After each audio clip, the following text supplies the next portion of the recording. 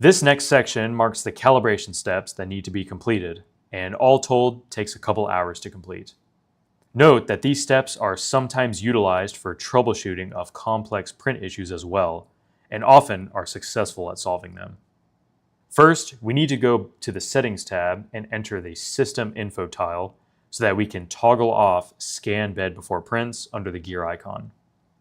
This will turn off the laser scan so we can get an approximate analog leveling of the print bed. The Markforged support site recommends we load material at this point, but I prefer to load later, otherwise you're wasting time heating up and cooling down, plus partially extruded material can throw off your results. Return back to the home screen and proceed to the Adjust Z-Offset tile under the Bed Level tab. Click through the screen command to initiate the rise of the print bed. You will then need to tighten each of the 3 thumb screws until the aluminum flexure no longer moves, basically to the point the screws are fully tight. Click Next and you will be prompted to nudge the bed up or down until the plastic nozzle, which is the nozzle closer to the rear of the printer, just barely touches the print bed. Once complete, click Next to repeat this process for the front left corner and for the rear center. Afterwards, you will need to perform this process again, only this time with the 3 thumb screws loosened to the point the aluminum flexure no longer lowers. Be careful not to loosen the screws so much that they fall out of the build stage. You know the screws are close to this point when they begin to wiggle. The point of this Z-offset calibration routine is to obtain the 2 extreme bed leveling positions. This way, the printer understands that the bed is guaranteed to be properly leveled and position the proper distance from the nozzle within this range. Once you've completed this step, click Finish to save the offsets to the printer's memory.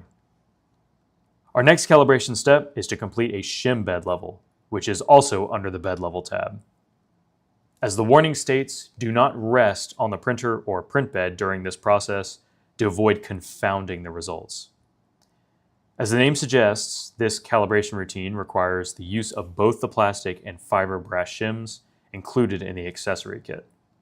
Now, fortunately, because we just completed the Z-offset adjustment, the thumb screws are already at their lowest position, so we can proceed to the next step. Here, adjust the thumb screw while the plastic shim is beneath the plastic nozzle, which again is the rearmost nozzle, until slight resistance is felt as you slide the shim back and forth. What's considered slight resistance is pretty subjective, so I gauge the bowing of the plastic shim as I push it as a good indicator.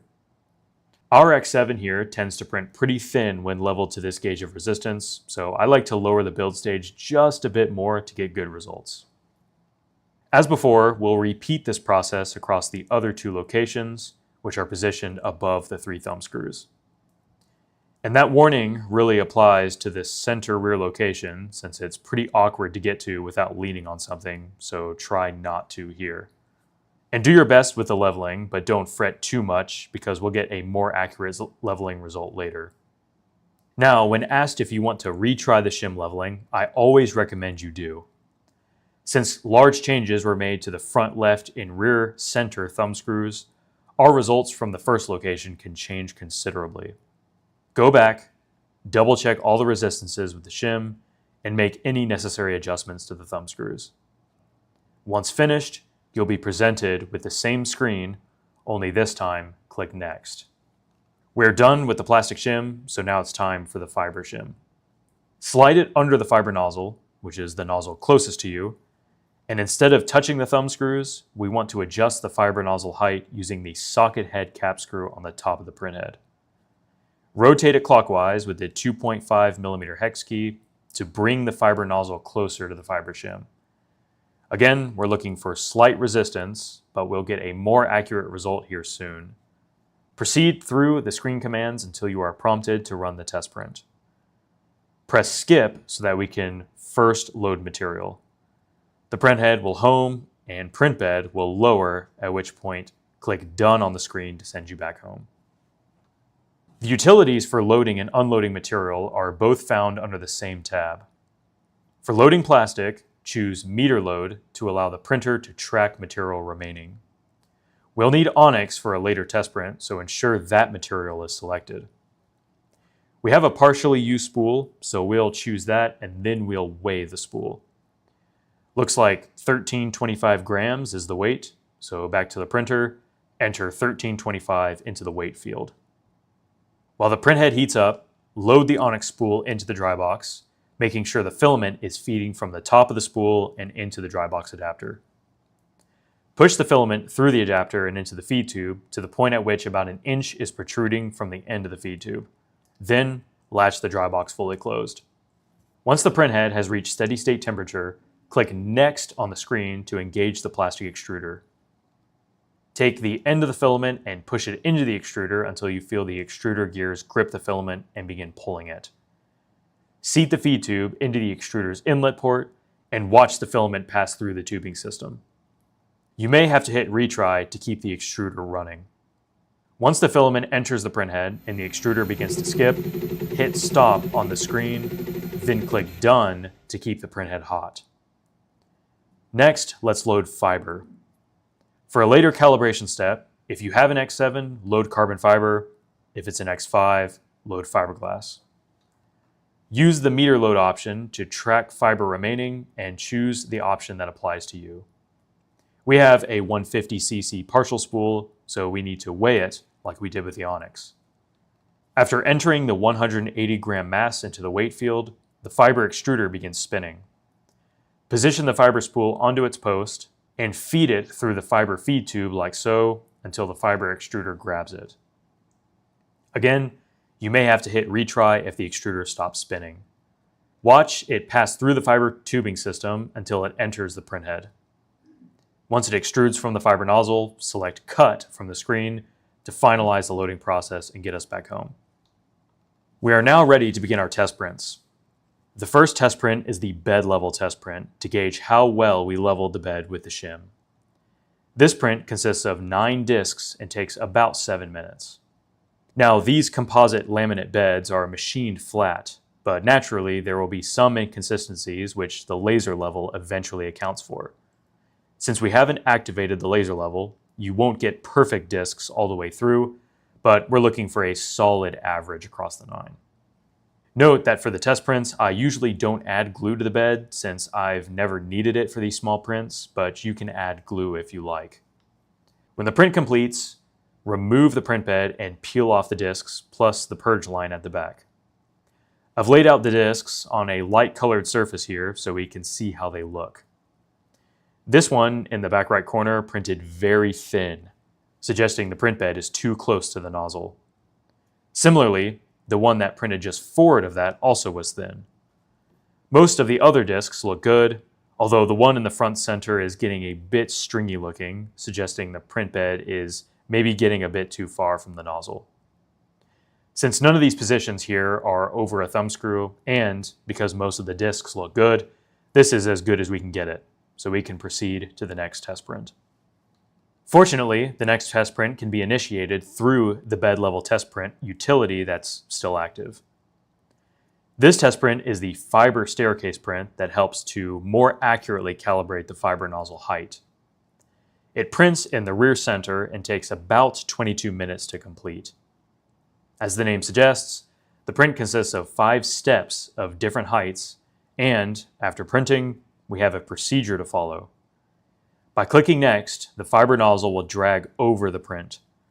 You can see here that our fiber nozzle dragged through the step numbered 2.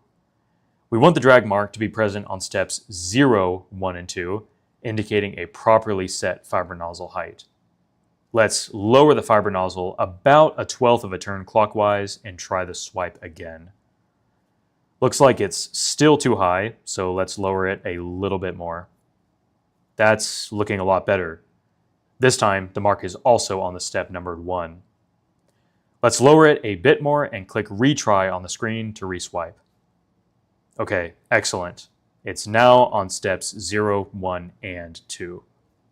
Proceed to swipe the remaining tries, which should also show the drag marks across the 3 critical steps as seen here, and then you can hit Done on the utility. Our final calibration test print is the Adjust Laser Offsets. This is under the Utilities tab, Maintenance, and then Printhead Maintenance.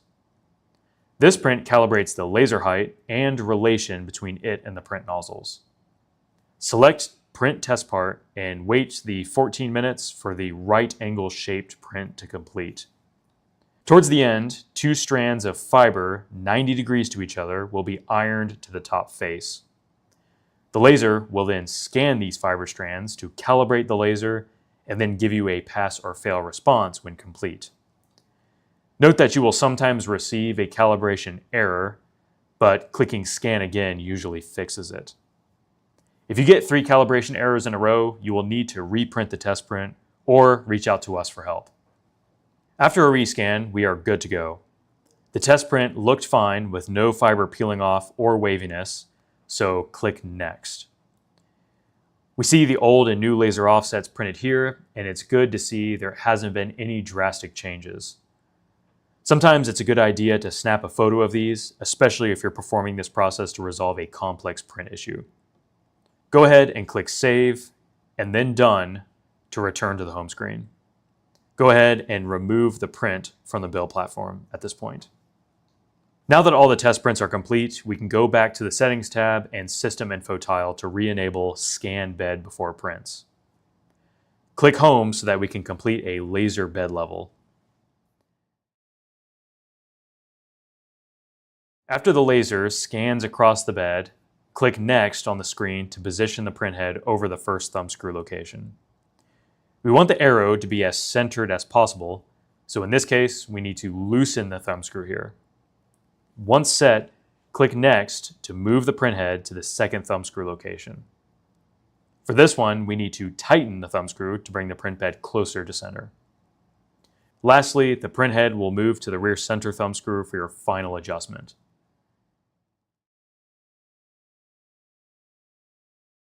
Afterwards, the print head will rescan the bed, ending with the bed level confirmation screen. At this point, cancel out of the utility. Return to the laser bed level tile to rerun the scan.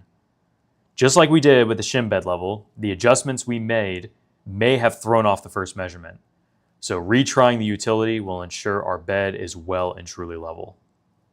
After some minor tweaks, we can now proceed through the rest of the laser bed level utility. Retrieve the plastic and fiber shims again to validate the offsets. Here, we want to check for slight resistance of the 2 nozzles in the forward center of the build platform. Nudge the print bed up or down if needed to obtain the proper slight resistance.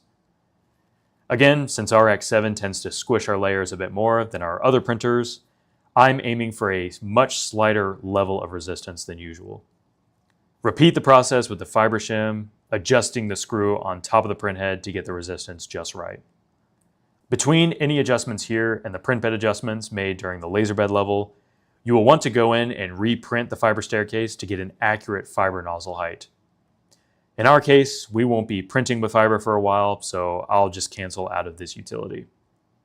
At this point, your industrial series printer is now ready to print. Reach out to us if you encountered any issues.